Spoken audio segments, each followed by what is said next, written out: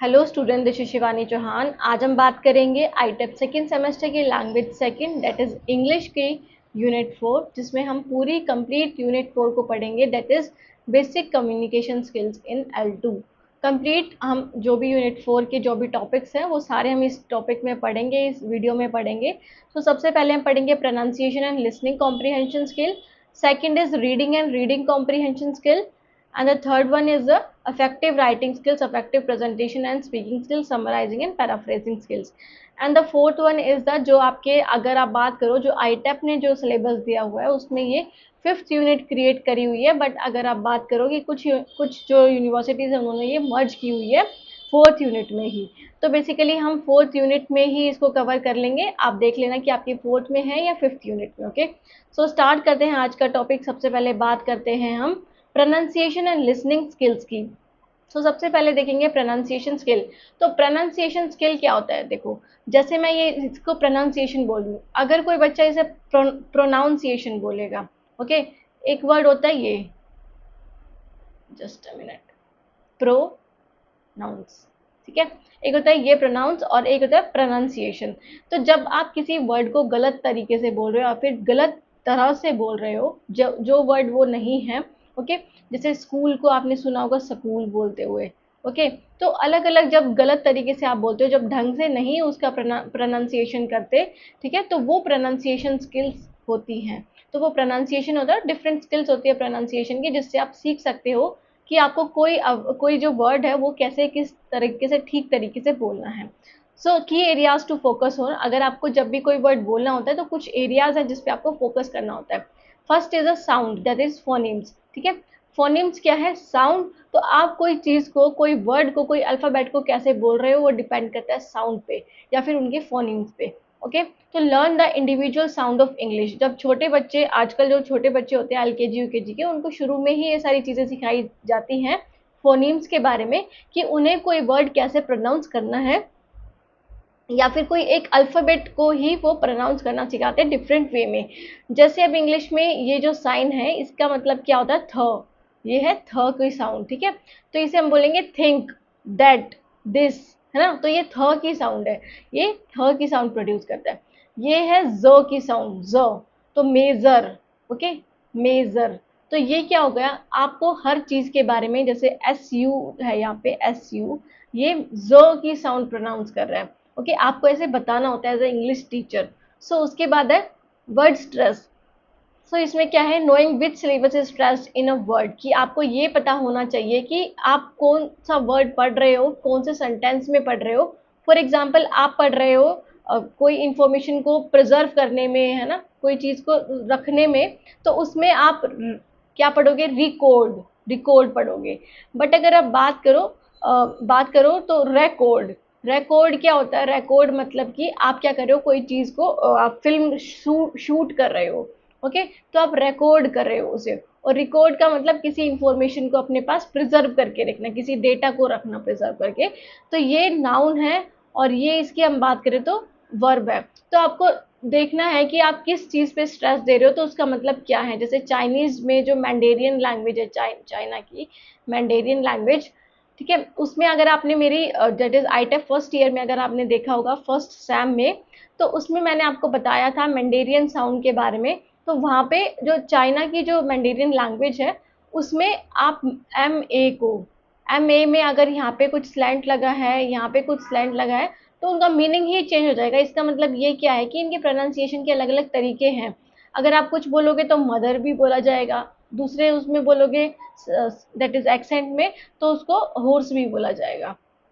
Okay, फिर uh sentence stress and intonation. English uses pitch and stress to convey meaning and emotions. तो English क्या use करता है? Pitch को use करता है और stress to convey meaning and emotions, की जब आपको कोई वर्ड, जब आप किसी वर्ड पे बहुत ज़्यादा जोर दे रहे हो, है ना, या फिर इंटोनेशन इन द सेंस कि आप कोई बात बता रहे हो, उसमें आप पहले बहुत तेज बोल रहे हो, फिर अब मतलब आपकी जो पिच है वो राइज और लो कर रहे हो उसे। जब आप कोई भूत की या फिर गोस्ट की स्टोरी बताते हो या फिर कोई पोएम बताते हो, तो वहाँ पे आप ऐसे ही करके बताते हो, अपनी आवाज़ को धीमा करके, नीचा करके, ऐसे करके बताते हो। तो English uses pitch and stress to convey meaning and emotion. फिर है लिंकिंग एंड रिडक्शन। तो native speakers open link words and reduce sound, कि कुछ ऐसे लोग भी होते हैं, मतलब इंग्लिश में आप देखते हो बहुत सारी चीजें ऐसी है जो जिसको आप शॉर्ट में करके बोलते हो, रिड्यूस कर देते हो।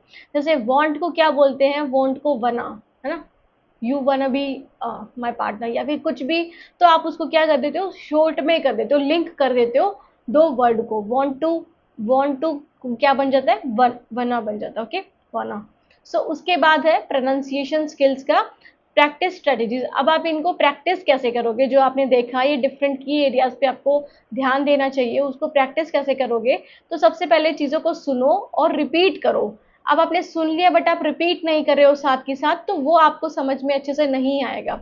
तो mimic native speakers from audio video sources, मतलब जो आपके पास की जो स्पीकर्स हैं, जो फॉर एग्जांपल आपको इंडियन एक्सेंट की सीखनी है इंग्लिश, तो जो इंडियन एक्सेंट हैं, जो इंडियन लोग हैं, जो जैसे शशि थरूर, आप जो आप बोल सकते हो कि बहुत परफेक्ट है इंग्लिश प्रोनाउंसिएशन में, या इंग्लिश में उनके पास ऐसे वर्ड्स हैं जो किसी के पास नहीं है। सो बेसिकली आप ऐसे स्पीकर्स को सुनो जहाँ पे आपको समझ में आए इन सब चीज़ों के बारे में, कैसे आपको कोई चीज़ प्रोनाउंस करनी है, ओके। सो ये यूज शैडोइंग टेक्निक्स, ओके। फिर है use IPA, that is international phonetic alphabet. आपको इंटरनेशनल फोनेटिक अल्फाबेट का यूज करना चाहिए, जिसमें आपको एग्जैक्ट प्रोनाउंसिएशन करना सिखाते हैं, समझाते हैं कि आपको कैसे करनी है। तो बेसिकली इंटरनेशनल फोनेटिक अल्फाबेट में क्या है कि सेम तरीके से आपको कैसे बोलना है कोई भी वर्ड, कि अगर आप इंग्लैंड में हो, अगर आप यूएसए में हो, इंडिया में हो, बट फिर भी आपकी जो लैंग्वेज की प्रोनाउंसिएशन है वो सेम होगी, वर्ड की प्रोनाउंसिएशन सेम होगी। तो वही चीज़ ये सिखाता है। रिकॉर्ड योरसेल्फ, कि अपने आप को क्या करो, रिकॉर्ड करो। हमें अभी हमने देखा था रिकॉर्ड और रिकॉर्ड। तो रिकॉर्ड का मतलब क्या होता है, खुद को आप उस शूट करो, जो भी आप कर रहे हो उसको फिल्म करो, या फिर आप बोल सकते हो कि कैमरा में उसे, कैमरा के सामने देखकर बोलो, ठीक है। तो compare use your speech to native speakers, की जो लोग बोल रहे हैं, जो आपने देखा है जिन स्पीकर्स को इंग्लिश में बोलते हुए, ठीक है, उनकी प्रोनाउंसिएशन सीखने के लिए, तो आप अपनी स्पीच में भी वही बात बोलो और फिर उसको रिकॉर्ड करो, देखो कि क्या वो बोल रहे हैं, ओके। सो प्रोनाउंसिएशन टूल्स, जैसे कुछ टूल्स हैं जहाँ से आप सीख सकते हो प्रोनाउंसिएशन कैसे हो सकता है। तो Youglish, Youglish hear how words are pronounced in real sentences, की आप यहाँ पे क्या देख सकते हो कि कैसे किसी वर्ड को आप प्रोनाउंस करोगे, बोलोगे रियल सेंटेंसेस में। फोरवो भी एक ऐप है, native speaker recording of words, कि आप यहाँ पे क्या कर सकते हो, रिकॉर्डिंग कर सकते हो, ठीक है। फिर एप्स लाइक एल्सा, स्पीक, स्पीचलिंग, या फिर प्रोनाउनरॉइड, ओके। तो ये कुछ एप्स हैं जहाँ पे आप क्या कर सकते हो, प्रोनाउंसिएशन स्किल्स को इम्प्रूव कर सकते हो। After that is listening comprehension skill. तो लिसनिंग कॉम्प्रीहेंशन का मतलब क्या है कि आप जो चीज़ सुन रहे हो उसको समझना भी, सिर्फ सुनना ही नहीं। लिसनिंग का मतलब क्या होता है, सुनना, और कॉम्प्रीहेंशन का मतलब अंडरस्टैंडिंग, कि आप उसका डीप मीनिंग भी समझ रहे हो, आप उसका मीनिंग भी समझ रहे हो। एक तो होता है कि आपने कोई बात सुन ली, और दूसरा कि जिसमें आपने समझी भी है चीज़, तो उसको कैसे आप इम्प्रूव कर सकते हो। तो कुछ की चैलेंजेस फेस करने को मिलते हैं, जैसे फास्ट स्पीच, कि आप देखते हो जो डिफरेंट एक्सेंट के लोग हैं, फॉर एग्जांपल आप न्यूजीलैंड की इंग्लिश देखोगे, या फिर यूएसए के इंग्लिश देखोगे, या फिर यूरोपियन स्टाइल की जो इंग्लिश देखोगे, बहुत ज़्यादा different as compare to Indian English, है ना। तो आप देखोगे वहाँ पे फास्ट स्पीच बहुत ज़्यादा की जाती है, तो उस वजह से हमें बहुत सारी चीज़ें समझ नहीं आती। वो कुछ वर्ड्स को खा भी जाते हैं, कुछ वर्ड को खाना इन द सेंस कि बोलते ही नहीं है, तो वो शॉर्ट में या फिर लिंक करके, जो भी हमने प्रोनाउंसिएशन में पढ़ा था ना, कि वो लिंक करके या शॉर्ट करके वर्ड को बोलते हैं। तो फास्ट स्पीच बहुत ज़्यादा चैलेंजेस है, जिससे आपको समझ नहीं आती कि कोई क्या बोल रहा है। एक्सेंट और डायलेक्ट्स, कि डिफरेंट एक्सेंट की वजह से, जो अभी हमने बात की, जैसे डिफरेंट एक्सेंट है हर Indian, that is English language के। और डायलेक्ट्स मतलब बोलियां भी बहुत सारी हैं, जिसके थ्रू आप नहीं बोल पाते उस एक्सेंट में, या फिर सही तरीके से आप नहीं सुन पाते, क्योंकि आप कुछ और उसको मान सकते हो, है ना। तो मतलब मीनिंग भी चेंज हो सकता है। आइडियम्स और स्लैंग्स भी बहुत ज़्यादा डिफरेंट, की कोई बात आपको दैट इज मुहावरे के थ्रू बोल रहा है, तो आप उस बात को कंपैरिजन नहीं कर सकते कि वो रियल में क्या बोलना चाह रहे हैं। तो आपको उसके लिए अंडरस्टैंडिंग लेवल होना चाहिए सुनने का। Background noise is also the barrier, कि आप क्या कर सकते हो, बैकग्राउंड नॉइस की वजह से आप कोई चीज़ों को समझ नहीं सकते हो, सुन नहीं सकते हो। फॉर एग्जाम्पल आपका कोई कॉल आता है आपके फ्रेंड का, बट साइड से आवाज़ आ रही होती है डीजे की, या फिर आप बोल सकते हो ट्रेन की, या फिर आपके घर में लड़ाई वगैरह जो भी है, तो उस सब से अगर आप कुछ बात सुन रहे हो तो आप सुन तो लोगे बट समझ नहीं पाओगे। तो ये कुछ की चैलेंजेस हैं जो आते हैं लिसनिंग कॉम्प्रिहेंशन स्किल में। तो सबसे पहले प्रैक्टिस स्ट्रेटेजीज क्या हैं, graded listening material, start with slow clear English before advancing. सबसे पहले आप क्या करो, ग्रेडेड लिसनिंग मटेरियल करो। इट मीन्स कि आप पहले क्या बेसिक लेवल से स्टार्ट करो, मतलब बिल्कुल जो बेसिक लेवल है उससे स्टार्ट करो अगर आपको अपनी लिसनिंग कॉम्प्रिहेंशन स्किल बढ़ानी है तो। स्लोअर, आप बोलना भी स्लोअर स्टार्ट करो, जो सुन रहे हो वो भी आप क्या करो, वो भी धीमे ही सुनो चीज़ों को, है ना।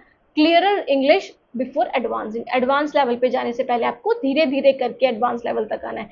Active listening is a most important thing कि आप अपनी लिसनिंग कॉम्प्रिहेंशन को बढ़ा सकते हो।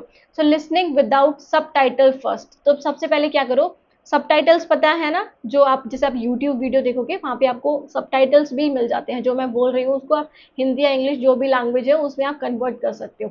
सो सबटाइटल क्या है कि आप बिना सबटाइटल्स के पहले उसे सुनो, ओके। फिर देन यूज सबटाइटल्स और ट्रांसक्रिप्ट टू चेक। अब आपने जो सुना, अब देखो सबटाइटल्स का यूज करो कि क्या आपने सही सुना, फिर उसको समराइज करो और answer question before listening, okay.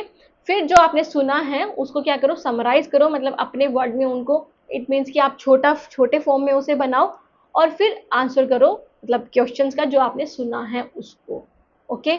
तो एक्टिव लिसनिंग का मतलब क्या है, सिर्फ आप सुन ही नहीं रहे हो बल्कि आप समझ भी रहे हो बहुत अच्छे तरीके से, एक मीनिंगफुल मैनर में, क्योंकि आपको उसका वर्ड का कुछ फॉर्म बनाना है या फिर आपको उसको समझ के कुछ आंसर भी प्रोवाइड करना है। डाइवर्स सोर्सेज, तो आप डिफरेंट सोर्सेज का यूज करो, जैसे कि पॉडकास्ट का, मूवीज का, न्यूज का, टेड टॉक्स में क्या की, जो डिफरेंट जो इन्फ्लुएंसर्स या फिर आप बोल सकते हो जो जो बहुत ज़्यादा सक्सेसफुल हैं, जो बिजनेसमैन हैं, बिजनेस पर्सन हैं, उनके आपको इंटरव्यूज या फिर उनकी जो स्टोरीज हैं वो देखने को मिल जाती है इंग्लिश में। तो आप क्या कर सकते हो वहाँ पे, उनकी उनसे प्रोनाउंसिएशन स्किल्स भी सीख सकते हो। और दूसरा क्या, लिसनिंग कॉम्प्रिहेंशन, उनको आप सुनोगे, उनकी बातों को समझोगे, तो इससे आपकी लिसनिंग कॉम्प्रिहेंशन स्किल तो बढ़ती ही है, ओके। रिपीटिशन, आप चीज़ों को री लिसन करो to the same clip several time to catch more details. For example, आप पहली बार जब हॉलीवुड मूवी देखोगे, आप इंग्लिश बोलने में बहुत ज़्यादा माहिर हो, बट फिर भी आप हॉलीवुड मूवी देखोगे तो आपको बहुत अच्छे से समझ नहीं आएगी बिकॉज ऑफ देयर एक्सेंट या फिर डायलेक्ट्स जो भी है। तो उसके लिए आप क्या करो, रिपीट मोड पे उन चीज़ों को सुनो ताकि आपको बहुत अच्छे से समझ आ पाए। इससे आपकी लिसनिंग स्किल बहुत ज़्यादा इंप्रूव होगी, okay. Dictation practice, write down what you hear to train accuracy. Dictation जैसे छोटे बच्चे थे तब कराते थे ना टीचर्स, कि आपको क्या करना होता था कि कुछ वर्ड्स लिख देते थे वो, या फिर बोलते थे कि आप ये लिखो, अब तो आप लिखते थे उन चीज़ों को, है ना। तो आप भी क्या करो, लिखो सारी चीज़ों को जो आपने सुना है उस तरीके से, ओके। जो आप जैसा आप समझ रहे हो उस तरीके से आप सुनोगे या फिर लिखोगे, तो उससे आपकी लिसनिंग स्किल्स भी इंप्रूव होंगी और राइटिंग स्किल्स भी इंप्रूव होंगी। सो आफ्टर दैट इज टूल्स क्या क्या है इसके लिए, तो इलेगो या फिर ELLO.org, जहाँ पे आप लिसनिंग एक्टिविटीज कर सकते हो ट्रांसक्रिप्ट के साथ, मतलब जहाँ पे आपको सबटाइटल्स भी मिल जाएंगे, ओके।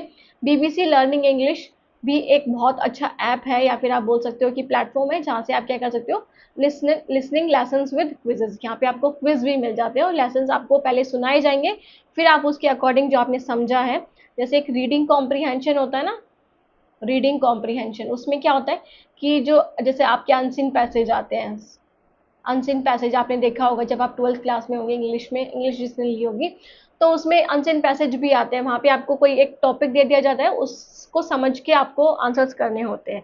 सो बेसिकली आप क्या करते हो वहाँ पे, लिसन, आप यहाँ पे तो रीड करते हो, बट जो बीबीसी लर्निंग इंग्लिश है वहाँ पे आप सुनोगे, वहाँ पे आपको रीड करने को नहीं मिलेगा, सुनोगे, फिर आपको उसके अकॉर्डिंग क्विज देने हैं। फिर उसके बाद है टेड एड और टेड टॉक्स, जो टेड एड भी बोलते हो, टेड टॉक्स भी बोलते हैं, जहाँ पे आपको इंटरैक्टिव सबटाइटल्स भी मिल जाते हैं, ठीक है, जो वो बोल रहे हैं उसका। पॉडकास्ट, पॉडकास्ट में 6 मिनट इंग्लिश बीबीसी, ESL पोड और any topic you enjoy, okay. तो कोई भी topic, podcast in the sense कि जहाँ पे इंटरव्यू एक टाइप से चल रहा होता है कि दो लोग बातचीत कर रहे होते हैं, दो या दो से ज़्यादा कम्युनिकेट कर रहे होते हैं किसी चीज़ के ऊपर, किसी बेसिक फील्ड के ऊपर, तो आप वो भी कर सकते हो, ओके। फिर है टूल्स, अच्छा ये जस्ट अ मिनट, अच्छा ये कॉपी हो गया, कॉपी पेस्ट हो गया, ठीक है। फिर उसके बाद आ जाते हैं हम 4.2 पे, that is reading and reading comprehension skills. So ये क्या है reading and reading comprehension skill, तो सबसे पहले reading skills, basic to advanced. So सबसे पहले आपको रीडिंग स्किल को कैसे इंप्रूव करना है अपनी बेसिक से लेके एडवांस तक। तो रीडिंग का मतलब तो पता है कि आप चीज़ों को पढ़ रहे हो, मतलब आप अच्छे से पढ़ना जान रहे हो, जैसे यहाँ पे जो चीज़ें लिखी है आप उसको इजीली पढ़ पा रहे हो, okay. Able to read, able to recognise the words या अल्फ़ाबेट्स जो यहाँ पे लिखे हैं। सो वो करने के लिए, अच्छी स्किल इंप्रूव करने के लिए रीडिंग, आप बेसिक से एडवांस लेवल पे क्या कैसे जा सकते हो, तो सबसे पहले आप क्या करोगे, डिकोड करोगे। डिकोड मतलब ability to recognise letters and words and sound them out phonics. Phonics मतलब जो साउंड जो आप प्रोड्यूस कर रहे हो, जैसे मैंने यहाँ पे ये पढ़ लिया है तो इट मीन्स कि ये मैं ये रिकॉग्नाइज कर पा रही हूँ कि क्या क्या क्या चीज़ें लिखी हुई हैं। तो जब आप रिकॉग्नाइज कर पाओगे लेटर्स को और वर्ड्स को और अच्छे से उन्हें बोल पाओगे, है ना, विद राइट प्रोनाउंसिएशन, तो आप क्या कर पाओगे, इजिली डिकोड कर पाओगे। Foundation of reading without it comprehension is impossible, कि बिना आप रीडिंग करें नॉर्मल अगर आपको कोई वर्ड ही नहीं बोलना आ रहा या पढ़ना नहीं आ रहा तो आप कॉम्प्रीहेंशन तो उसकी इजीली कर ही नहीं पाओगे। मतलब उसका वर्ड का मीनिंग क्या है, इट मीन्स कि आप अंडरस्टैंडिंग अपनी बना ही नहीं पाओगे। तो सबसे पहले आपको डिकोड करना आना चाहिए कि जो लिखा है उसको पढ़ना आना चाहिए। फिर है वोकैबुलरी डेवलपमेंट, शब्दावली। इट मीन्स कि understanding the meaning of word, कि आप क्या कर रहे हो कि जो मीनिंग है, मतलब जो आपने पढ़ा है, अब मैंने यहाँ पे पढ़ लिया था, उसके बाद मैंने इनका मतलब जाना। एबिलिटी का मतलब कि क्षमता, जो आपकी योग्यता होती है। रिकॉग्नाइज मतलब पहचान, लेटर मतलब जो वर्ड्स होते हैं ना, वर्ड्स या लेटर्स जो भी हैं, जो अल्फ़ाबेट्स हैं, तो वो सारी चीज़ें मैंने सँभाली। जब मैंने मीनिंग ऑफ वर्ड्स जान लिया, इंडिविजुअल वर्ड्स, फ्रेजेस, आइटम्स या कोलोकेशन, जब मैंने इन सब चीज़ों के बारे में जान लिया, तो इसका मतलब वोकैबुलरी डेवलपमेंट है मेरी। Okay, so vocabulary improve reading speed and understanding. जब मेरे पास वोकैबुलरी होगी, वोकैबुलरी मतलब आप एक एक्टिविटी करके देखना अपने घर पे, अगर आपके पास टाइम मिले, जब भी आपको कुछ 10-20 दिन तक, या फिर आप एक दिन भी करोगे तो आपको इजीली पता चलेगा। वोकैबुलरी मतलब आपकी जो शब्दावली है, वोकैबुलरी आपकी डिपेंड करती है मोस्टली किस फील्ड से आप बिलोंग करते हो, या फिर कौन से वर्ड ज़्यादा यूज़ करते हो, या फिर आपने सुने हैं अपनी लाइफ में। एक एक्टिविटी है कि आपके पास 20 मिनट्स हैं, या फिर आप 10 मिनट्स ही ले लो। 10 मिनट्स में आपको क्या करना है, अपनी डायरी में जितने वर्ड्स आपने सुने हैं, except the name of place और थिंग, ये नाउन को यूज करके, नाउन हटा के, आप जो भी वर्ड्स आपने अपनी लाइफ में सुने हैं, ठीक है, वो आप लिखो। आप देखना कि आप कितने वर्ड लिख सकते हो इस टोटल टाइम में। तो ये आपको आपको दर्शाता है कि आपकी वोकैबुलरी कितनी है, आपकी शब्दावली कितनी है, कि आपके माइंड में कितने वर्ड सेट है। तो अगर आपकी वोकैबुलरी अच्छी है तो आपकी रीडिंग स्पीड भी ऑटोमेटिकली अच्छी होगी। अगर आपको इस वर्ड के बारे में पहले कभी सुना ही नहीं होगा, जैसे फॉर एग्जाम्पल मैं बोलूँ, मेरी बायोलॉजी की वोकैबुलरी ज़्यादा अच्छी नहीं होगी, बिकॉज मैंने बायोलॉजी 10th के बाद नहीं पढ़ी, क्योंकि I am from commerce background. So biology की जब वोकैबुलरी के मतलब जो उनके वर्ड्स के बारे में पढ़ूंगी, तो मैं ज़रूर ऑब्वियसली उसमें थोड़ा बहुत हेजिटेट तो होंगी ही, है ना। तो इट मीन्स कि जो वर्ड्स आपके अंदर हैं, जो वर्ड्स आपने सुने हैं, तो वो आपके अंदर कितने हैं उसको रिकॉग्नाइज करना। तो आप देखोगे, अगर आपकी वोकैबुलरी अच्छी होगी तो आप इजीली आपकी जो रीडिंग स्पीड है वो होगी, अच्छी होगी। ओके, और अंडरस्टैंडिंग लेवल भी अच्छा होगा। तो सबसे पहले आपको डिकोड करना आना चाहिए, फिर वोकैबुलरी डेवलपमेंट, जो आपने पढ़ लिया अब उसे समझना भी है आपको, एक एक मीनिंग के बारे में।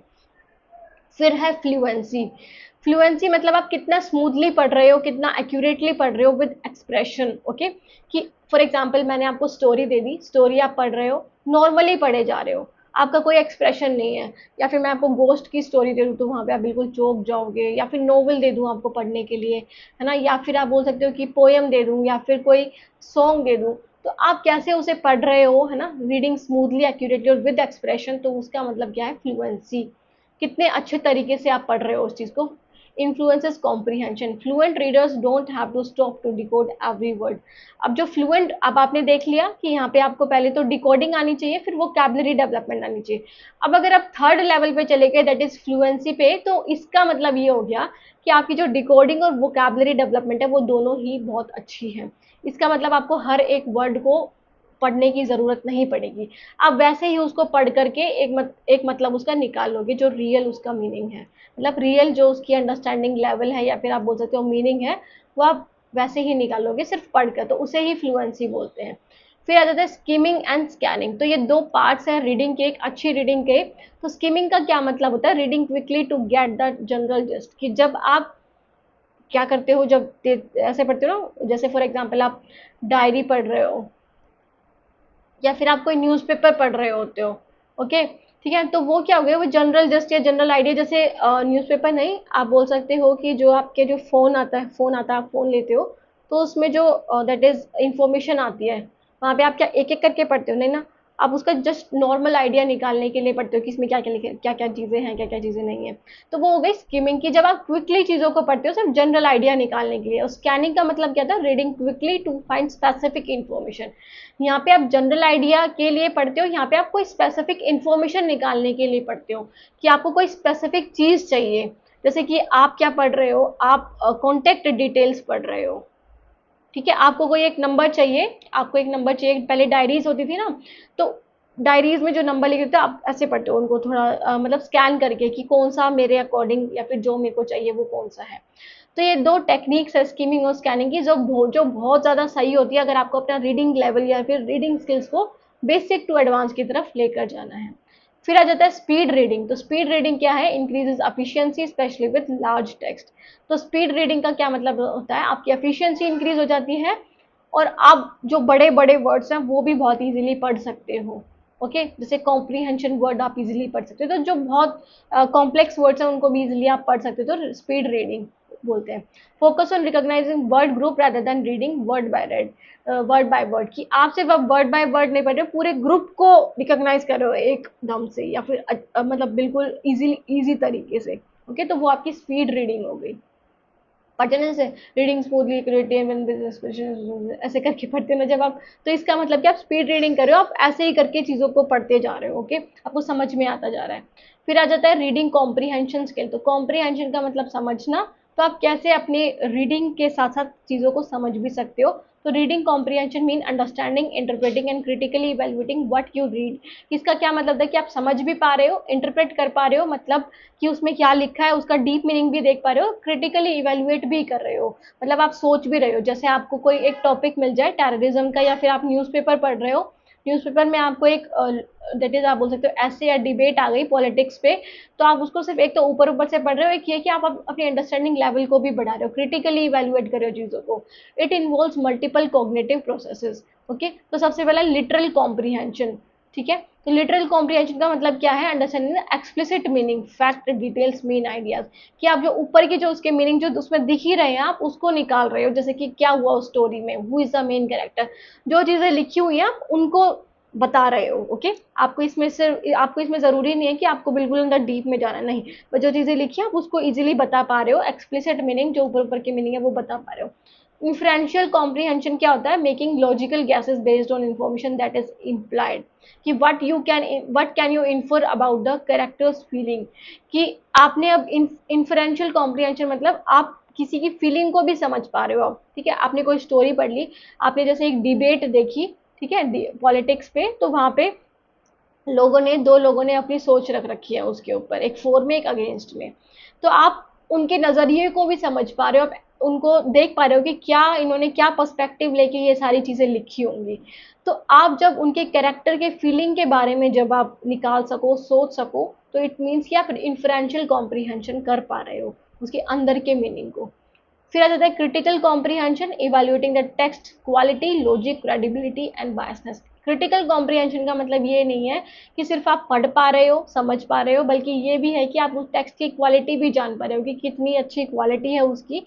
क्वालिटी इन द सेंस कि कितने अच्छे से लिखा हुआ है, क्या उसमें बायसनेस भी इंक्लूड है, मतलब इंसान का खुद का पर्सपेक्टिव भी इंक्लूड है, या फिर वो किसी फैक्ट बेस्ड इंफॉर्मेशन को बोल रहे हैं। ओके, फैक्ट के बेस पे मतलब उसकी जो क्रेडिबिलिटी है, आप कितना विश्वास कर सकते हो, वो सब चीज़ें भी आप जानने की कोशिश करो, तो वो क्रिटिकल कॉम्प्रीहेंशन होता है। कोई चीज़ आप जैसे वॉर की सिचुएशन है, वॉर की सिचुएशन में आप जो भी न्यूज़ पढ़ते हो, तो उसमें एक तो आप ऐसे पढ़ लो और फिर दूसरों को भी बता दो, एक दूसरा ये कि आप क्रॉस वेरीफाई करो उन सब चीज़ों को पढ़ करके, उसकी क्रेडिबिलिटी जानो, उसकी बायसनेस जानो, लॉजिक जानो कि किस लॉजिक के अकॉर्डिंग वो सारी चीज़ें बोली जा रही हैं। ओके, तो वो क्रिटिकल कॉम्प्रीहेंशन होंगे। जैसे example, is the author argument convincing, what and evidence is used, कि जो ऑथर है वो उसका जो आर्ग्यूमेंट है वो कन्विंसिंग है, कि आप इजीली उससे कन्विंस हो रहे हो, इट मीन्स कि आप उसमें उसकी बायसनेस भी इतनी ज्यादा नहीं झलक रही, वो अगर बात भी बोल रहे हैं तो कुछ डेटा के अकॉर्डिंग बोल रहे हैं। ओके, सो क्रेडिबिलिटी भी है कि उसने क्या एविडेंस यूज किया है उन सब चीजों को बोलने के लिए। अब जैसे कि देखा होगा आपने, पाकिस्तान बोल रहे हैं कि पाकिस्तान वाले बोल रहे हैं कि हमने मिसाइल्स उनकी तबाह कर दी, है ना, तो क्या उसका एविडेंस है, कुछ एविडेंस निकला, बोलना एक अलग बात है, और जो आप एविडेंस दो उस चीज को आप जब समझो तो आप क्रिटिकल कॉम्प्रीहेंशन कर रहे हो। ओके, फिर आ जाता है एनालिटिकल रीडिंग। तो एनालिटिकल रीडिंग में क्या होता है, breaking down structure language and style to see how the text create meaning, कि आप उसका स्ट्रक्चर ब्रेक डाउन कर रहे हो। इट मीन्स कि आप उसमें active voice, passive voice, tense, ये सब लैंग्वेज क्या यूज हो रही है, कौन सा स्टाइल यूज हो रहा है, how the text create meaning, तो वो सारी चीज़ें, जैसे what literary device are use, जैसे कि जो अलंकार हम बोलते हैं हिंदी में, कौन सा अलंकार यूज हो रहा है उसमें, है ना, कौन सी तरह का आर्ग्यूमेंट हो रहा है, तो वो सब चीज़ों के बारे में जब आप ग्रामेटिकल व्यू में थोड़ा चले जाओ, ठीक है, तो उसको एनालिटिकल रीडिंग बोलते हैं। ओके, समझ में आया क्रिटिकल और एनालिटिकल का। So after that is the strategies to improve reading and comprehension. तो रीडिंग और कॉम्प्रीहेंशन को इम्प्रूव करने के लिए क्या स्ट्रेटेजीज है, तो सबसे पहले बिफोर रीडिंग आपको क्या चीज़ें करने की जरूरत है, सेट अ पर्पस। पहले आप ये देखो कि आप पढ़ क्यों रहे हो। कोई चीज़ आप फालतू में पढ़ोगे तो उसका खुद ही आप मीनिंग नहीं निकाल पाओगे चाह कर भी। तो पहले एक पर्पस सेट करो कि क्यों पढ़ रहे हो, why you are reading, for pleasure, study, specific information. तो देखो आपकी बस मजे के लिए पढ़ रहे हो, या फिर स्टडी आपको कुछ याद करना है उनमें से, या फिर कुछ स्पेसिफिक इन्फॉर्मेशन ढूंढनी है, तो क्या करना है, आप पहले पर्पस सेट करो। प्रिव्यू द टेक्स्ट, फिर आप रीड द टाइटल, सब हेडिंग्स एंड विजुअल्स। कोई इमेज लगी हो तो इमेज को देखो, ओके, टाइटल पढ़ो और सब हेडिंग को देखो कि क्या चीज़ें हैं इसके अंदर। Active prior knowledge, activate prior knowledge, it means कि जो आपका पूर्व ज्ञान है, जो उससे उससे रिलेटेड आपका पहला ज्ञान है, उसको एक्टिवेट करो कि आपने उस चीज़ के बारे में पहले क्या सुना है। जैसे आप जो अभी ये पहलगाम टेरर अटैक के बाद जो ये युद्ध हुआ है, उससे पहले और कैसे युद्ध हुए थे, क्या उन सब चीज़ों में हुआ था, तो अब उन सब चीज़ों को भी जानो। ओके, ठीक है। तो think about what you already know about the topic, कि तुम्हें उससे पहले उस टॉपिक के बारे में क्या पता है। वाइल रीडिंग, जब आप पढ़ रहे हो, एनोटेट और हाईलाइट, इट मीन्स की मार्क की आइडियाज, न्यू वोकैबुलरी और क्वेश्चन। जब आप पहली बार चीज़ों को समझ के पढ़ रहे होते हो, तो आप जैसे मार्कर होते हैं ना जिसमें आप हाईलाइट कर सकते हो, तो आप हाईलाइट करो जस्ट लाइक दिस। जैसे कि मैंने यहाँ पे, मुझे इंपॉर्टेंट पॉइंट लग रहा है तो मैंने इसे हाईलाइट कर दिया। तो जो आपको इंपॉर्टेंट पॉइंट लगता है आप उसे हाईलाइट कर सकते हो, ओके, न्यू आइडियाज़ को, न्यू वोकैबुलरी को, या कोई क्वेश्चन जो आपको लग रहा है कि इसमें और भी ज़्यादा अच्छे तरीके से मैं सोच सकता हूँ, समझ सकता हूँ। आस्क क्वेश्चंस, आप खुद से क्वेश्चंस पूछो कि किस बारे में बात हो रही है, क्या बात हो रही है, क्यों हो रही है, और ये सब कैसे हुआ। ओके, फिर आप मेक प्रिडिक्शन, उसके अकॉर्डिंग आप भविष्यवाणी करो। इट मीन कि आप देखो कि और क्या हो सकता है इससे रिलेटेड आगे, guess what will happen next और how the argument will develop, कि जो आर्ग्यूमेंट है, जो आप डिबेट पढ़ रहे हो, जो भी टॉपिक पढ़ रहे हो, स्टोरी पढ़ रहे हो, कि उससे आगे क्या हो सकता है इन सब चीज़ों में, वो चीज़ें आप वाइल रीडिंग कर सकते हो। तो इससे आप अपना रीडिंग और कॉम्प्रीहेंशन स्किल बढ़ा सकते हो। ओके, आफ्टर रीडिंग क्या है, तो समराइज करना, कि जो आपने चीज़ पढ़ी है उसको छोटे और कम शब्दों में लिखना। ओके, आप देखते हो ना कि जो नॉवेल्स होते हैं आपके, उनकी समरी अगर आप पढ़ लोगे तो इट मीन्स कि आपने पूरा चैप्टर ही पढ़ लिया, कि उसी चैप्टर को आप छोटे वर्ड्स में पढ़ रहे हो, नॉर्मल उसमें, कि उसका जस्ट देख रहे हो कि क्या उसका क्या मतलब था, तो आप समरी निकाल पाओ, ब्रीफ वर्जन आप जब दे पाओ of what you have read. Okay, discuss करो, कि दूसरों के साथ बात करो जो आपने पढ़ा है, talk about the text with others और आंसर कॉम्प्रीहेंशन क्वेश्चन। ओके, जो उसमें लिखा है, जो आप समझ पा रहे हो, उन सब का आंसर करने लायक हो। Reflect and analyse, think about the message and how it applies to real world, कि आप उस बारे में सोचो जो आपने पढ़ा है, क्या वो सच है, उसकी क्रेडिबिलिटी कितनी है, बायसनेस कितनी है, क्या वो डेटा के अकॉर्डिंग है, और कैसे उसको आप रियल लाइफ में भी अप्लाई कर सकते हो। ओके, तो ये हो गया आपका 4.2 topic complete, that is reading and reading comprehension skills. फिर हम आ जाते हैं थर्ड पे, that is effective writing skills, effective presentation and speaking skills, summarising and paraphrasing skills. देखो स्टूडेंट्स, बड़ी वीडियो हो सकती है बट आपके लिए काफ़ी ज़्यादा इंपॉर्टेंट वीडियो होगी, क्योंकि जो अभी आईटेप सेकेंड सेम में है, दैट इज इन द, आप बोल सकते हो जिसका जो लैंग्वेज वन में, लैंग्वेज टू में जिसका इंग्लिश है, उसके लिए काफ़ी इंपॉर्टेंट वीडियो ये है। Okay, so after that is the effective writing skills. तो की कंपोनेंट्स क्या है, clarity and that is conciseness. Okay, तो क्लैरिटी होनी चाहिए। अफेक्टिव राइटिंग स्किल्स क्या होती है, कि जो आप लिख रहे हो वो किस तरीके से लिख रहे हो। ओके, तो मतलब जो चीज़ें आपने सुनी, जो चीज़ें आपने पढ़ी, अब आप उसको लिख कर देख रहे हो, कितने अच्छे तरीके से लिख रहे हो, क्या कैसे वर्ड्स आप यूज़ कर रहे हो, तो वो ठीक है। तो क्लैरिटी होनी चाहिए और कंसाइसनेस होनी चाहिए। Okay, so use clear and precise language, की आप ऐसी लैंग्वेज को यूज़ मत करो जो बहुत ही डिफिकल्ट हो, जो बहुत ही कॉम्प्लेक्स हो, जो पढ़ी ही ना जाए। ओके, यूज़ सिंपल वर्ड का यूज़ करो। प्रिसाइज लैंग्वेज, जो उधर सटीक बैठ रही है, बिल्कुल सही बैठ रही है। अवॉइड अननेसेसरी जार्गन और ओवरली कॉम्प्लेक्स सेंटेंस, कि फालतू के वर्ड्स को इंक्लूड मत करो आप वहाँ पे। अगर आपको जो चीज़ चाहिए बस वही लिखो, और जो अननेसेसरी टेक्स्ट है, ठीक है, अननेसेसरी टेक्स्ट को इंक्लूड मत करो, कॉम्प्लेक्स सेंटेंसेस को भी। ऑर्गेनाइजेशन एंड स्ट्रक्चर, तो सबसे पहले तो ये देखो कि आप लिख कैसे रहे हो, मतलब आपका जो ग्रामेटिकल वे है, क्या आपको ग्रामेटिकल वे के बारे में पता है, आपको ग्रामर के रूल्स के बारे में पता है। जैसे लॉजिकल फ्लो क्या होता है, आप कोई भी स्टोरी या कुछ भी लिखते हो तो इंट्रोडक्शन होता है, फिर बॉडी होती है, इट मीन्स कि उसके अंदर का कंटेंट होता है, आफ्टर दैट कंक्लूजन लिखते हो। जैसे मूवीज भी यही होती है, इंट्रोडक्शन होता है, फिर उसके बीच का जो आता है, फिर लास्ट में वो क्लाइमैक्स और कंक्लूजन आ जाता है। ओके, तो use paragraphs to separate ideas, तो आप पैराग्राफ्स का यूज करो, कि एक पैराग्राफ में आपने एक लिख दिया, फिर दूसरा, जैसे आपने यहाँ पे एक पैराग्राफ में इंट्रोडक्शन लिख दिया, दूसरे में बॉडी लिख दी, और थर्ड में आपने क्या लिख दिया, कंक्लूजन लिख दिया। Use transitions like however, moreover, as a result to guide the reader, कि आप ये कोमा और ये सब यूज करने के बजाय आप ये सारी चीज़ों को भी यूज करो, ट्रांजिशंस, की अब आप अलग उसमें जा रहे हो, अलग एरिया में, अलग फील्ड में, या फिर और भी ज़्यादा उसको इलेबोरेट करके बता रहे हो, या फिर ये क्यों हुआ, कैसे हुआ, तो उसके लिए आप ट्रांजिशन वर्ड यूज कर सकते हो। ठीक है, उसके बाद आ जाता है ऑडियो ने, सॉरी, उसके बाद आ जाता है ऑडियंस अवेयरनेस। ठीक है, तो match tone and style to the reader, example formal for academic, persuasive for proposal, कि आप अब जो लिख रहे हो चीज़ ये ध्यान में रखो कि किसके लिए लिख रहे हो, क्या आपकी ऑडियंस है, कि आप फॉर्मली आप ऑफिशियल लेटर लिखना चाह रहे हो, फ्रेंड के लिए लिखना चाह रहे हो, जो आप देखते हो ना इनफॉर्मल और फॉर्मल लेटर क्यों होते हैं वो डिफरेंट टाइप्स के, क्योंकि आप एक तो आप ऑफिस के यूज ऑफिशियल पर्पस के लिए लिख रहे हो तो वो फॉर्मल है, इनफॉर्मल मतलब जब आप अपने दोस्त के लिए, रिलेटिव के लिए लिख रहे हो तो वो इनफॉर्मल है। तो मतलब आप ये देखो कि आप बातचीत कैसा करना चाहते हो, उसमें क्या वर्ड्स होने चाहिए, क्या टोन होनी चाहिए। अब आप अपने दोस्त से तो बोल सकते हो ना, अरे यार तू कैसा है, मैं भी ठीक हूँ, क्या कर रहा है, ऐसे लिख सकते हो, बट आप ऑफिशियल स्टेटमेंट में, ऑफिशियल चीज़ में आप नहीं लिख सकते, आपको वहाँ पे रिस्पेक्टेड और ये सारी चीज़ों का यूज़ करना होगा। तो आप वो चीज़ देखो कि आपकी ऑडियंस क्या है। फिर एक ग्रामर एंड मैकेनिक्स, तो ग्रामर मतलब करेक्ट स्पेलिंग होनी चाहिए, पंचुएशन मार्क होना चाहिए। Grammar are essential for credibility, कि जब आपको ये बताना है कि कोई चीज़ सही है, कितनी विश्वसनीय है, तो ग्रामर उसके लिए बहुत ज़्यादा यूजफुल है और बहुत ज़्यादा इंपॉर्टेंट है। Like tools like Grammarly use कर सको, Hemingway app to polish your work, कि जो चीज़ आपने लिखी है, देखो जब आप ग्रामरली यूज़ करोगे, आप एक बार करके देखना, वहाँ पे आप जो भी चीज़ लिखते हो वो एरर बता देते हैं यहाँ वहाँ पे आपको कि कितने एरर हैं उसमें। फिर आप उस ऐप के हेल्प के थ्रू, ऐप की हेल्प के थ्रू आप उन एरर को सही कर सकते हो। तो ग्रामरली आपको सही से पंक्चुएशन मार्क कहाँ पे यूज़ करना है, ग्रामेटिकल एरर क्या है या स्पेलिंग एरर क्या है, वो सब इजीली बता देता है। पर्पस एंड फोकस क्या है, तो every sentence should support your main idea और आर्ग्यूमेंट, कि जो आपका जो भी आप चीज़ लिख रहे हो उसका पर्पस क्या है उसको ध्यान में रखते हुए लिखना है, क्यों आप लिख रहे हो, तो वो चीज़ आपको ध्यान में रखनी है। तो आप मेन आइडिया से हट ना जाओ, तो आपके वर्ड्स, आपके जो सेंटेंसेस है वो ऐसे होने चाहिए। Stay focus, avoid going of topic, कि आप दूसरे टॉपिक पे मत चले जाओ, तो उसी टॉपिक पे रहो जो टॉपिक आप लिख रहे हो।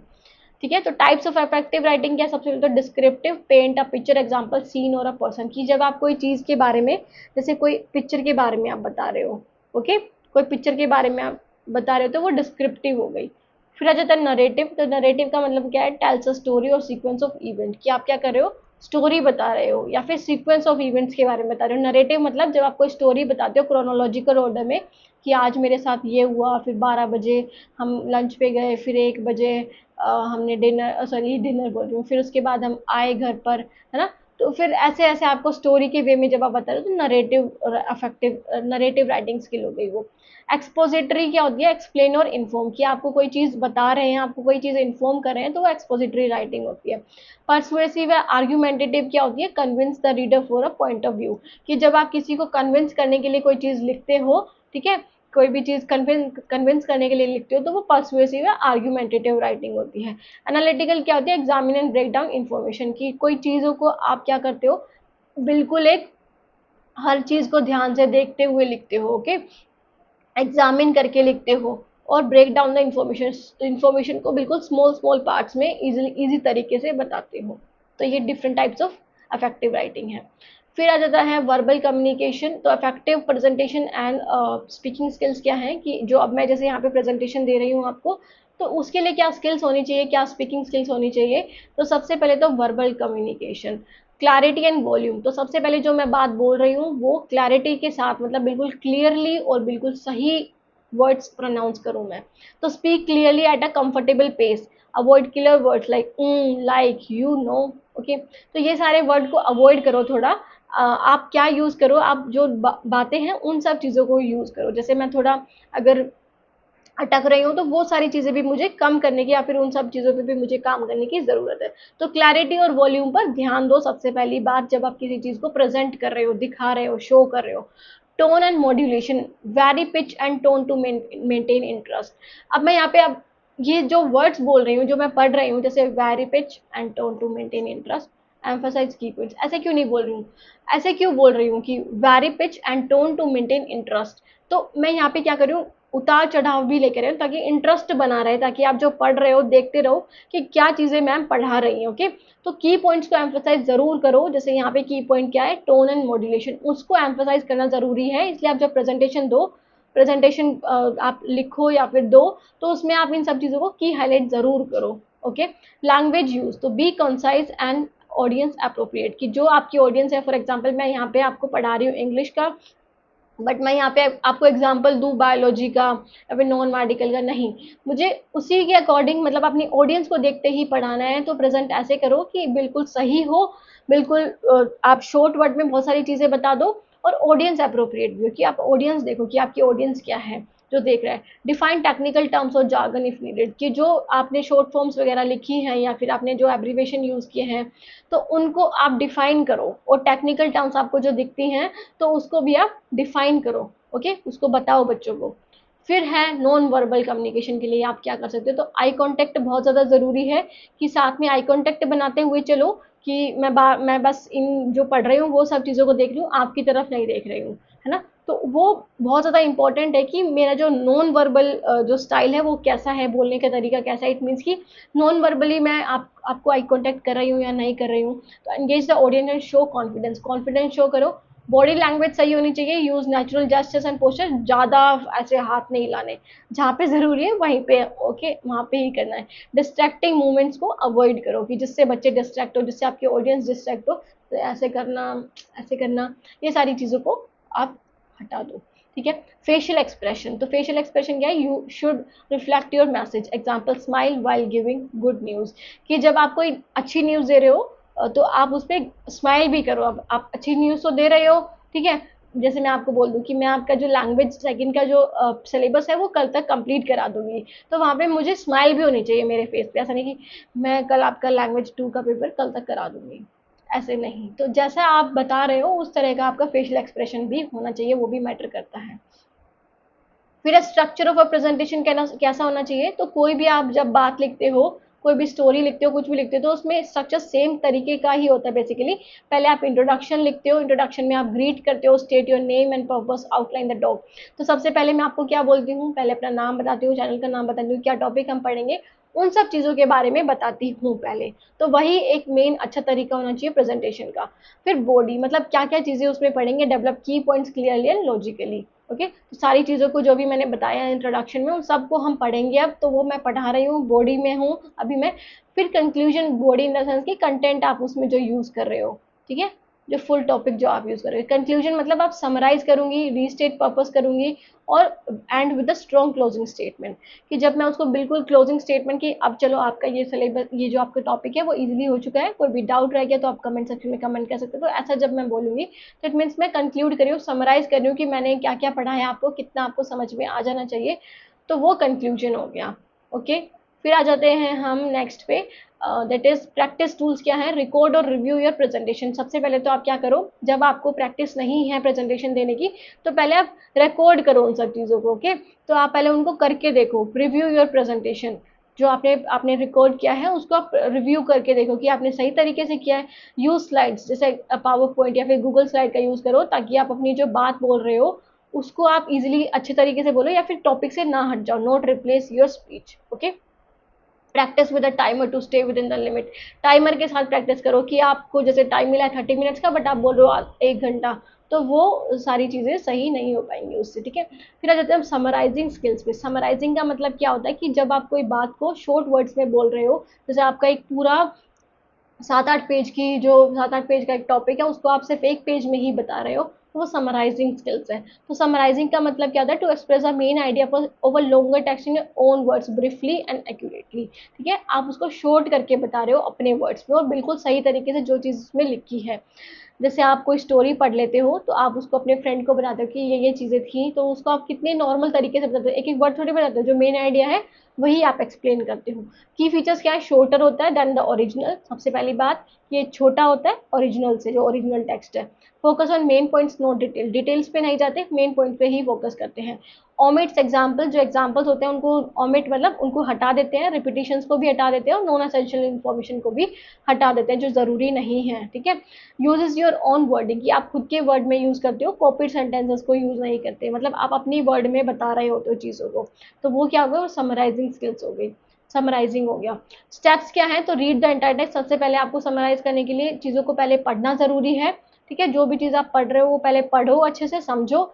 Identify the main idea and supporting points, या आप उसमें देखो कि मेन आइडिया क्या है, क्या बोलना चाह रहा है, क्या टॉपिक है उसका, सपोर्टिंग पॉइंट्स क्या है जो आपके मेन आइडिया को फुलफिल कर पाएंगे। Right a condensed version using your own words, कि आप अपने वर्ड्स में लिखो अब उन सब चीज़ों को।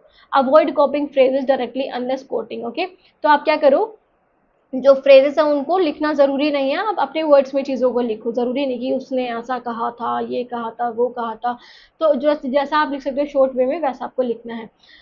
Check accuracy and ensure it presentation the original meaning, कि आप एक्यूरेसी को चेक करो, देखो कि वो कितना एक्यूरेट है, कितना सही तरीके से जो मेन आइडिया उसको बता पा रहा है, कन्वे कर पा रहा है, और ensure it represents the original meaning. Okay, कि वो ओरिजिनल मीनिंग को रिप्रेजेंट कर पाए, उसको एंश्योर करो आप। फिर है व्हाट इज पैराफ्रेजिंग, फिर आ जाता है पैराफ्रेजिंग स्किल्स पे। तो पैराफ्रेजिंग क्या होता है? Paraphrasing is restating information from a source in your own words while keeping the original meaning, कि आप ओरिजिनल मीनिंग तो रख रहे हो, जैसे आपने अभी समराइजिंग में देखा था, क्या देखा था कि वहां पे आप ओरिजिनल मीनिंग रखते हो बट शॉर्टर वर्ड में लिखते हो अपने वर्ड्स में और शॉर्टर तरीके से। यहाँ पे आप अपने वर्ड्स में तो लिखते हो बट उसको वैसा का वैसा ही लिखते हो, शॉर्ट नहीं करते हो, बस अपने वर्ड में लिखते हो उस पूरी इन्फॉर्मेशन को। ठीक है, बिल्कुल कॉपी पेस्ट नहीं करते।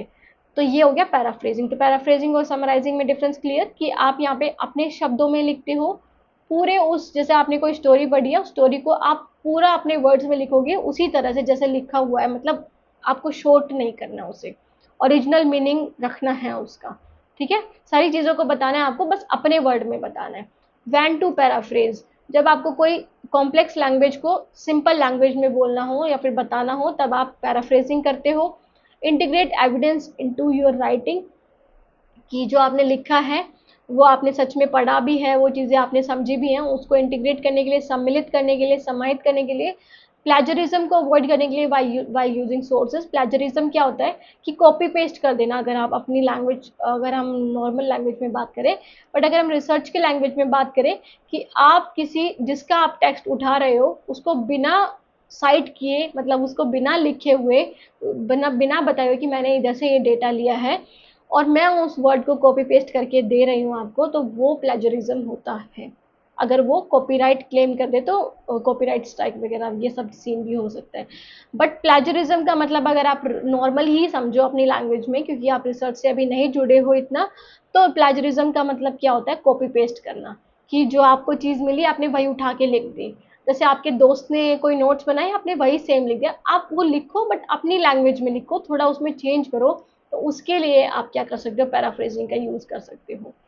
स्टेप्स क्या है? तो सबसे पहले ओरिजिनल टेक्स्ट जो सेंटेंस है उसको केयरफुली रीड करो, जो पैसेज है, की आइडियाज़ देखो कि क्या वो कहना चाह रहा है, अपने वर्ड्स में लिखो, सेंटेंस स्ट्रक्चर देखो कि अपने वर्ड्स में आपको फुल वही लिखना है जैसा लिखा हुआ है, शॉर्टर में नहीं लिखना आपको। Compare with the original to make sure it's not too similar, compare करना ओरिजिनल टेक्स्ट से कि वो सच में सिमिलर तो नहीं है एक दूसरे से। साइट द सोर्स, और साइट करना मत भूलना, मतलब उसको इंक्लूड करना मत भूलना जिससे जिससे आपने वो टेक्स्ट लिया है। ओके, और जब आप स्पेशली इन अकेडमिक राइटिंग, अभी आप जो असाइनमेंट देते हो उसमें तो कोई दिक्कत नहीं होती, अब आप उसमें थोड़ी लिख दोगे टीचर को बताने के लिए कि मैंने इसके देख के लिखा है, नहीं। बट जब आप क्या करते हो, अकेडमिक राइटिंग करते हो, मतलब रिसर्च वगैरह में करते हो, तब आपको साइट करना होता है। ओके, लिखना होता है कि किससे आपने, साइट इन द सेंस कि आप मेंशन कर दो उसका नाम जिससे आपने वो डेटा या फिर वो चीज़ सोर्स आपका है वो लिया है। ठीक है, फिर हम आ जाते हैं लास्ट वन टॉपिक पे, that is component of critical thinking and reading, higher order cognitive development, critical thinking and problem solving, rational inquiry. ये सारी चीज़ें पढ़ते हैं, बहुत ही छोटा सा टॉपिक और रह गया, उसके बाद हमारी क्लास भी दैट इज आप बोल सकते हो समाप्त हो जाएगी। सो कंपोनेंट क्या है क्रिटिकल थिंकिंग के? क्रिटिकल थिंकिंग हमने देखा था क्रिया क्रिटिकल रीडिंग कि जब आप क्या करते हो, एनालाइज करते हो चीज़ों को ढंग से, उनका विश्लेषण करते हो, ये देखते हो कि क्या वो डेटा के अकॉर्डिंग है या फिर उसमें बायसनेस इंक्लूड है। ये सब चीज़ों को जब आप एग्जामिन करते हो तो तब आप क्रिटिकल थिंकिंग कर रहे हो। सिर्फ ऐसे ही आपको जो इन्फॉर्मेशन दे दी गई है आप उस पर विश्वास नहीं करोगे, खुद क्रॉस वेरीफाई करोगे इन सब चीज़ों को। तो वही रीडिंग होती है कि आप क्रॉस वेरीफाई करोगे। ठीक, तो critical thinking and reading go beyond understanding text, they involve actively questioning, कि आप क्वेश्चन कर रहे हो, इवेलुएट कर रहे हो, देख रहे हो कि वो कितना सही है, कितना उसमें क्रेडिबिलिटी है, और इंटरप्रेट द मीनिंग, कि आप उसका कंक्लूजन निकाल रहे हो कि क्या उसका मीनिंग निकल सकता है। ओके, तो की कंपोनेंट क्या है? सबसे पहले तो एनालिसिस करते हो आप। एनालिसिस मतलब ब्रेकिंग डाउन आइडियाज और arguments into part two understanding how they relate, कि आप जो आइडियाज है, जो आर्ग्यूमेंट जो कह रहे हैं, उसमें चीज़ें जो कह रहे हैं उसको क्या करते हो, ब्रेक डाउन करते हो, मतलब स्मॉल स्मॉल पार्ट्स में देखते हो कि क्या चीज़, क्या उनका मीनिंग निकल रहा है। जैसे what's the author claim, what evidence is provided, कि ऑथर ने क्या बोलना चाहा और उसके लिए ऑथर ने क्या एविडेंस दिया है। तो आपने इसको दो पार्ट में डिवाइड कर लिया, अब उसको दो पार्ट के क्वेश्चन को आप आंसर करोगे उस टेक्स्ट को पढ़कर।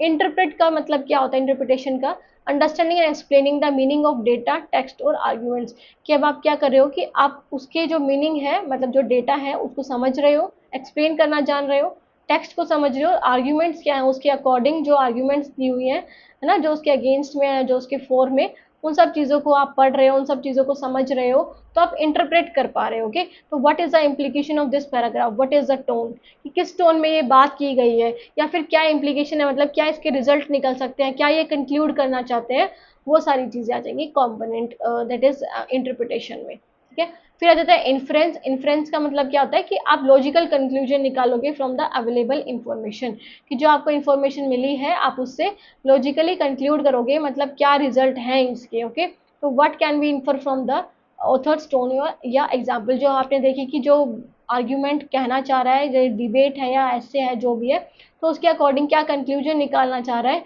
तो वो होती है इन्फ्रेंस। इवेल्युएशन का मतलब क्या होता है? आप जज करते हो the credibility of sources, strength of arguments and logic, कि कितना लॉजिक वो स्टेटमेंट है, कितना लॉजिक आपने जो पढ़ी है वो टेक्स्ट है। क्रेडिबिलिटी क्या है? मतलब वो कितना विश्वसनीय, आप कितना विश्वास कर सकते हो उस सोर्स पे या फिर उस डॉक्यूमेंट पे, वो आप जज करते हो, मतलब आप इवेल्युएट करते हो। इट मीन्स की एग्जाम्पल क्या है? Are the author's claim supported by evidence, कि जो ऑथर ने जो क्लेम रखे हैं, जैसे हमने बात की ना कि पाकिस्तान ने बोला कि वो उन्होंने मिसाइल उन्होंने इंडिया की तबाह कर दी, तो उसके लिए क्या उन्होंने एविडेंस रखे हैं, तो वो भी तो ज़रूरी है ना।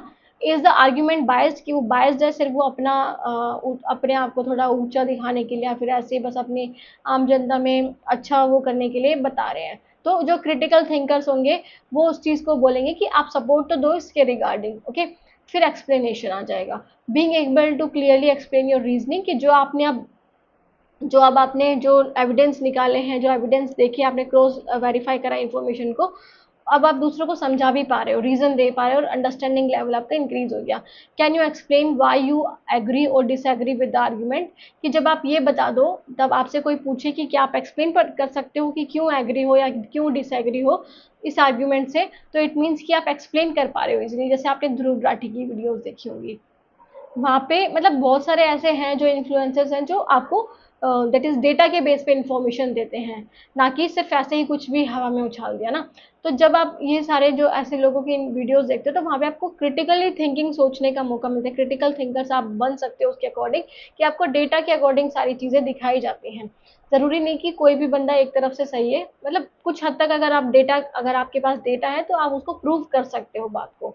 ओके, फिर आ जाता है कंपोनेंट, उसके बाद है सेल्फ रेगुलेशन, तो reflecting on your own biases, assumption and reasoning process, की अब आप खुद की चीज़ उसमें इंक्लूड करो कि आप क्या सोचते हो। ठीक है, आपकी क्या थिंकिंग है किसी चीज़ के ऊपर, जो आपने सोचा है, कि जो आपने पढ़ा है उसके ऊपर। Am I being objective, is my interpretation based on evidence or opinion, कि जो मैंने कंक्लूड करा है, जो मेरे हिसाब से, क्या वो एविडेंस बेस्ड है, या फिर मैं ऐसे ही कुछ भी अपने पर्सपेक्टिव के अकॉर्डिंग या अपनी बायसनेस को इंक्लूड करके बता रहा हूँ सारी चीज़ें। ठीक है, एग्जाम्पल क्या है? जैसे reading critically, reading an editorial you analyse the main claim, कोई एडिटोरियल मतलब किसी एडिटर ने कुछ लिखा है मैगजीन पे, ओके, किसी भी चीज़ के ऊपर, तो आप पहले देखोगे कि मेन क्लेम क्या है, कि टॉपिक क्या है उसके बारे में। आइडेंटिफाई द सपोर्टिंग एविडेंस, ठीक है। फिर है consider counter arguments, evaluate the strength of reasoning and decide whether the conclusion is valid. Okay, फिर आ जाता है higher order cognitive development, that is Bloom's taxonomy. Bloom taxonomy में हमें ये हायर ऑर्डर कॉग्निटिव डेवलपमेंट देखने को मिलता है। ब्लूम टैक्सोनॉमी जो बेंजामिन ब्लूम के द्वारा दी गई थी, बेंजामिन ब्लूम के द्वारा। ओके, यहाँ पे आपको क्या सिखाया जाता है, this refers to the development of advance thinking skills as outline in Bloom taxonomy, a widely used model in education. ठीक है, यहाँ पे आपको क्या कराया जाता है कि आप अपने आप को कैसे अच्छा मतलब सोचने पे कर सकते हो, क्रिएट मतलब आपको बेसिक से लेके फिर आपको एडवांस की तरफ ले जाया जाता है। ठीक है, एडवांस लेवल पे। तो सबसे पहले आपको क्या कराया जाता है, levels of cognitive skills, remembering, recalling facts, कि आप क्या करते हो, रिकॉल करते हो फैक्ट को, एग्जांपल डेट्स या फॉर्मूलाज। ओके, पहले आप रिमेंबर करते हो, रिमेंबर इन द सेंस कि बस आप जो मैंने आपको बता दिया वो आप पढ़ रहे हो। ठीक है, फिर अंडरस्टैंडिंग, अब आप खुद की अंडरस्टैंडिंग बनाते हो, मतलब एक्सप्लेनिंग आइडियाज और कॉन्सेप्ट, एक्सप्लेन करना भी जान जाते हो आप।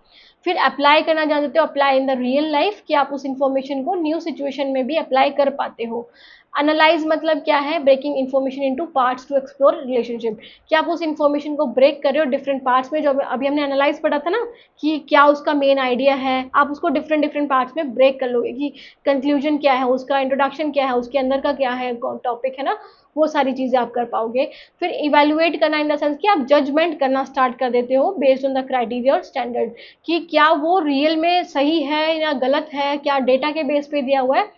फिर क्रिएटिंग मतलब प्रोड्यूसिंग न्यू और ओरिजिनल वर्क, कि जब आप ये सारी चीजें करने लग जाते हैं तो खुद का जब आप वर्क करना स्टार्ट कर दोगे, मतलब खुद का आपने कुछ स्टार्ट कर दिया, खुद ने अपना एक टॉपिक लिख दिया, उसको पढ़ करके नया टॉपिक अपने पर्सपेक्टिव से कुछ डेटा के अकॉर्डिंग, तो आप क्या कर रहे हो, क्रिएट करना जान रहे हो, प्रोड्यूसिंग न्यू और original work. Okay, example writing an essay, designing a solution. ठीक है, फिर आ जाते हैं हम व्हाई इट मैटर्स, की क्यों जरूरी है। तो सबसे पहले critical thinking problem solving depends on these higher level, कि जो लास्ट के जो लेवल्स हैं उस पर क्रिटिकल थिंकिंग और प्रॉब्लम सॉल्विंग मेथड्स डिपेंड है, कि जो आपके पास अगर आपको तीन ये चीजें जो लास्ट के जो आ गए हैं समझ में, ठीक है, पॉइंट्स, या फिर आपको समझ में आने लगे कि एनालाइज ब्रेक डाउन कैसे करना है, जज कैसे करना है, क्रिएट कैसे करना है, तो आपके अंदर क्रिटिकल थिंकिंग और प्रॉब्लम सॉल्विंग स्किल्स बेटर है। Student must progress from memorisation to analysis and synthesis for deep learning.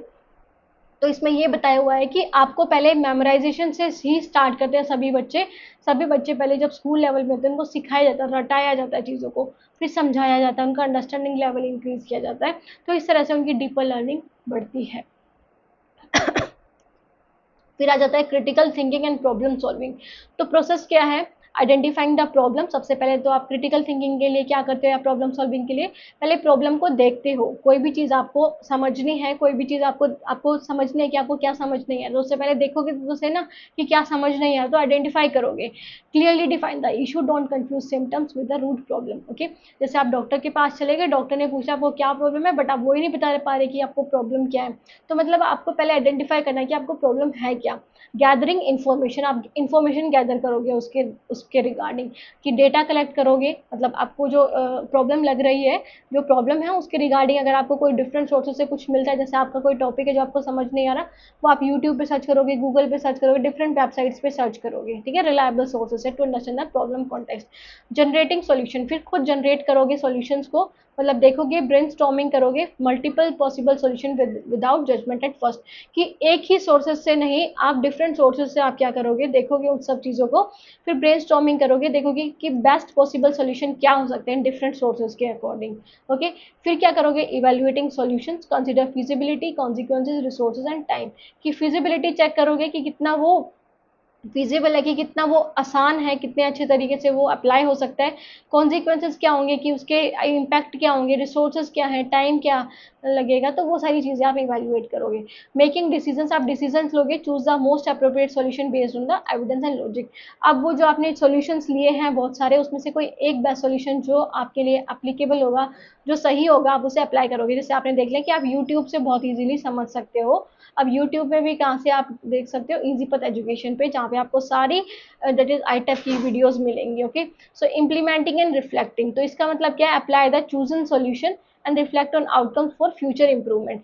कि आप क्या करोगे, अप्लाई करोगे चूजन सोल्यूशन, जो आपने सोल्यूशन चूज किया है उसको आप अप्लाई करोगे। अब आपने देख लिया कि इजी पथ एजुकेशन पे आपको ये वीडियोस मिल रही है, तो आप उसको क्लिक करोगे। ओके, फिर क्लिक करने के बाद आप देखोगे कि आपको समझ में आ रहा है या नहीं आ रहा है, या फिर इससे भी बेटर सोल्यूशन हो सकता है, बट नहीं है ना। उसके बाद है क्रिटिकल थिंकिंग के एग्जांपल क्या है, तो student struggling with time management analysis there schedule. कि एक बच्चा है वो स्ट्रगल कर रहा है कि वो टाइम मैनेजमेंट कैसे कर पाए अपने शेड्यूल को। फिर उसको डिस्ट्रैक्शन भी, जैसे मोबाइल फ़ोन वगैरह, पॉसिबल चेंजेस क्या हो सकते हैं using a planner, setting limits on phone use और टेस्ट अ प्लान। ओके, तो उसके लिए वो क्या कर सकता है, जैसे उसने प्रॉब्लम फाइंड आउट कर ली कि उसे टाइम मैनेजमेंट में दिक्कत आ रही है, फिर एनालाइज करेगा अपने शेड्यूल को, डिस्ट्रैक्शंस को देखेगा, है ना। अब उसके सॉल्यूशंस भी तो देखेंगे ना, अब कौन सा बेस्ट सॉल्यूशन हो सकता है उसको वो अप्लाई करेगा। ओके, फिर आ जाता है रैशनल इंक्वायरी। तो रैशनल इंक्वायरी क्या होता है, लास्ट ही टॉपिक। ओके, तो रैशनल इंक्वायरी क्या होता है, it is a disciplined approach to investigating questions through reason, logic and evidence central to academic and scientific thinking. कि जब आप रैशनली चीज़ों को सोचो, मतलब अपने उसमें बायसेस इंक्लूड ना करके उसमें आप रीजन करो कि क्यों ये हुआ, क्या लॉजिक है, क्या तर्क है, और एविडेंस के बेस्ड पे जब आप चीज़ों को, मतलब आप बोल सकते हो कि साइंटिफिक थिंकिंग आप जब करो, तो इट मीन्स आप रैशनल इंक्वायरी कर रहे हो। ओके, कोई भी चीज़ आपने फाइंड आउट करी है, कोई भी चीज़ आपको मिली है, आप उसके लिए एविडेंस को खोजो, तो वही क्या होता है, रैशनल इंक्वायरी करना। रीजन देखो, लॉजिक देखो, एविडेंस क्या है उसके बेस पे। कोर फीचर क्या है, तो लॉजिकल रीजनिंग सबसे ज़्यादा इंपॉर्टेंट है, drawing conclusion that follow logically from the premises. Premises मतलब जो आपने, जैसे फॉर एग्जाम्पल, एक एग्जाम्पल देखते हो यहाँ पे, जैसे कि आप देखते हो पहाड़ों पे जाते हो, वहाँ पे धुआं है, ठीक है। आपने ये देख लिया, अब आपने उस प्रेमाइस से क्या बना लिया कि धुआं जहाँ भी होता है वहाँ पे आग होती है। और ये आपने कहाँ देखा कि आग होती है, जब मम्मी खाना बनाती हैं, दैट इज चूल्हे पे या फिर किचन में, तो वहाँ पे जब आग जलती है तो धुआं उठता है। तो इट मीन्स कि आप ये इम्प्लाई कर लोगे उससे कि दैट इज माउंटेन पे भी आग है इसलिए धुआं उठ रहा है। तो आपने वो जो प्रेमाइस से जो लॉजिकल स्टेटमेंट बना ली, तो वो लॉजिकल रीजनिंग है। एविडेंस बेस्ड थिंकिंग होनी चाहिए, based on claims, decisions on verifiable facts, not assumption और ओपिनियन। कि आप जो डिसीजन ले रहे हो वो अजम्पशंस और ओपिनियंस पे नहीं ले रहे हो, क्लेम्स पर ले रहे हो, वेरीफेबल फैक्ट्स पे ले रहे हो। ओके, फिर आ जाता है क्वेश्चनिंग एटीट्यूड। ठीक है, आपके अंदर क्वेश्चनिंग एटीट्यूड होना चाहिए कि कोई भी बात आपसे कुछ पूछ रहा है तो आप उसके रिगार्डिंग क्वेश्चन करो कि क्यों है ऐसा, क्यों आप बोल रहे हो, why, how do we know this. Not accept that thing at face value, कि आप उसे एक्सेप्ट ही ना करो, आप उससे क्वेश्चन भी पूछो। Objectivity, trying to minimise personal bias and think clearly. कि आप मिनिमाइज करो पर्सनल बायसनेस, कि खुद की पर्सपेक्टिव को इंक्लूड ना करो। बिल्कुल ऐसे सोचो कि जो आप जनरलाइज कर सको, मतलब डिफरेंट लोग भी उसे अप्लाई कर सके अपनी लाइफ में। ठीक है, तो जनरलाइज कर सको। ओपन माइंडेडनेस होना चाहिए, willingness to consider alternative perspective और revise one's position based on new evidence. कि आप क्या करो, ओपन माइंडेड हो, कि अगर आपको लग रहा है कि कोई और उसके रिगार्डिंग कुछ कह रहा है, तो आप उसको डांट फटकार नहीं, आप उसकी बात सुनो, देखो कि क्या बात है। ओके, डिफरेंट पर्सपेक्टिव को आप लो, और फिर देखो कि क्या, मतलब नया एविडेंस उसके रिगार्डिंग लो, कि अगर ये बात करी है तो इसके रिगार्डिंग एविडेंस भी कुछ होगा। तो वो सारी चीज़ें आप सर्च करो। जैसे एग्जांपल क्या है, एक साइंटिफिक एक्सपेरिमेंट में a rational inquirer test a hypothesis. Hypothesis क्या होती है, जब भी कोई रिसर्चर रिसर्च करता है तो कुछ पॉसिबल सॉल्यूशंस बनाता है कि मैंने जो प्रॉब्लम ली है, तो उसके ये पॉसिबल सॉल्यूशन हो सकते हैं। वो होते नहीं है, उनमें से कोई एक सॉल्यूशन हो सकता है, कोई दो हो सकते हैं, बट पॉसिबल सॉल्यूशन कौन कौन से हो सकते हैं वो पहले डिफाइन कर लेता है। Okay, with control method, evaluate result impartially, revise their understanding based on finding. तो रैशनल इंक्वायरी जो रिसर्चर होता है उसके लिए काफ़ी इंपॉर्टेंट होता है कि वह रैशनल इंक्वायरी करके ही रिसर्च करे, मतलब लॉजिक के बेस पे, डेटा के बेस पे, तभी वो आप उसे अप्लाई कर सकते हो टू द डिफरेंट पीपल। ठीक है, अप्लाई कर सकते हो पूरे वर्ल्ड में या पूरे इंडिया में, या जहाँ पे भी जिस एरिया में आप रिसर्च कर रहे हो। ओके, तो ये था rational inquiry. So student, thank for watching the video, thanks for watching this topic. ये यूनिट 4 आपकी कंप्लीट हुई। यूनिट 4 या फिर आप बोल सकते हो यूनिट 5 का भी एक टॉपिक था, जिसका जैसे भी है आप इसमें कंक्लूड कर लेना। जो लास्ट के 4 टॉपिक्स है वो सारे इसमें कवर हो चुके हैं। बाकी कोई डाउट रह गया तो आप कमेंट सेक्शन में कमेंट कर सकते हैं। बाकी वीडियोस भी कल सुबह तक या फिर कल शाम तक आ जाएंगी। Thank you so much for watching the video. मिलते हैं नेक्स्ट वीडियो में, तब तक के लिए take care, bye, have a nice day.